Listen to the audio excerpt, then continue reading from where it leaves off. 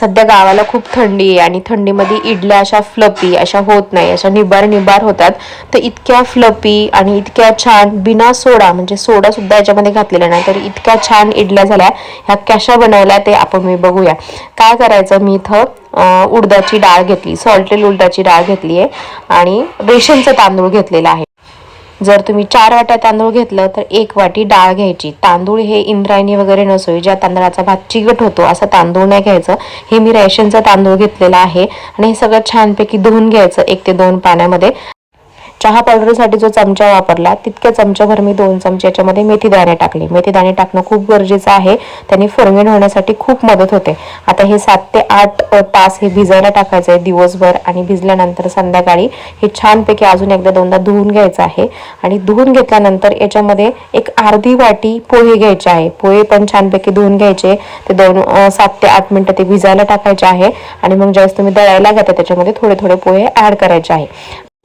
ज्यावेळेस आपण याला मिक्सरमधून काढणार असतो त्यावेळेस काय करायचं आहे, 2-3 चमचे जर तुम्ही तांदूळ घेतले तर 1 चमचा याच्यामध्ये डाळ घ्यायची आहे आणि थोडेसे पोहे घ्यायचे आहे. अशा पद्धतीने हे मिक्सरमधून काढायचं आहे. मिक्सरमधून काढताना पण हे लक्षात ठेवायचं आहे की ते पूर्ण बारीक व्हायला हवं, रवाळ वगैरे असं काही नाही, ते फर्मेंट होत नाही जर रवाळ राहिला तर. एकदम पूर्ण बारीक झाल्यानंतर मग मी अशा एका छान, ज्याला झाकण लावता येईल अशा डब्यामध्ये मी हे काढून घेतले आहे. सध्या थंडी आहे जास्त, ते फर्मेंट होणं गरजेचं आहे म्हणून मी असा हा मोठा डबा घेतलेला आहे. सगळं दळून झाल्यानंतर हे असं चांगलं हाताने मिक्स करायचं. हाताने मिक्स केल्यानंतर काय होतं, आपण ज्यावेळेस टाकत जातो गरम गरम वरती राहतं, खाली गार होतं, त्यांनी चांगलं फर्मेंट होत नाही. मिक्स केल्यानंतर आपल्या हाताची उष्णता त्याच्यामध्ये छान मिक्स होते आणि छान मिक्स होतं. आणि मग हे अजून एका डब्यामध्ये ठेवून घेतलं. हे डब्यामध्ये ठेवून घेतलं, चांगलं फर्मेंट झालं. तेवढी थंडी होती तरी पण हे बघा असं सगळं खाली, मला वाटलं नव्हतं हे असं खाली येईल म्हणून, तरी पण खाली आलं होतं. आणि दुसरं म्हणजे मला त्या दिवशी इडली बनवायची नव्हती, दुसऱ्या दिवशी बनवायची होती म्हणून मी फ्रीजमध्ये ठेवलं, तरी पण ते छान अजून फर्मेंट झालं होतं. इतकं फर्मेंट भारी झालेलं होतं. आणि एवढ्या सगळ्याची मला इडली बनवायची नव्हती म्हणून मी उद्यासाठी डोसे बनवण्यासाठी सुद्धा काढून ठेवलं. त्याच्यामध्ये मीठ मिक्स केलं, कुठल्याही प्रकारचा सोडा वगैरे मी याच्यामध्ये टाकला नाही. इतकं छान फ्लफी झालेलं असेल तर सोडा टाकायची गरजच येत नाही. म्हणून हे इडलीचं भांडं स्टीम करायला ठेवलं.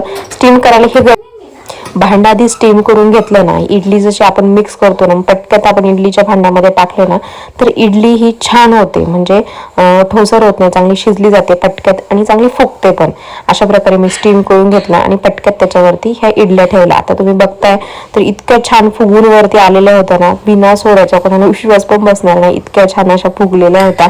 खूप छान झाल्या होत्या इडल्या, इतक्या छान फ्लपी. एवढ्या थंडीमध्ये इडल्या झाल्या. सगळे घरचे खूप कौतुक करत होते. कसा वाटला व्हिडिओ मला कमेंट सेक्शन मध्ये नक्की सांगा आणि सबस्क्राईब नक्की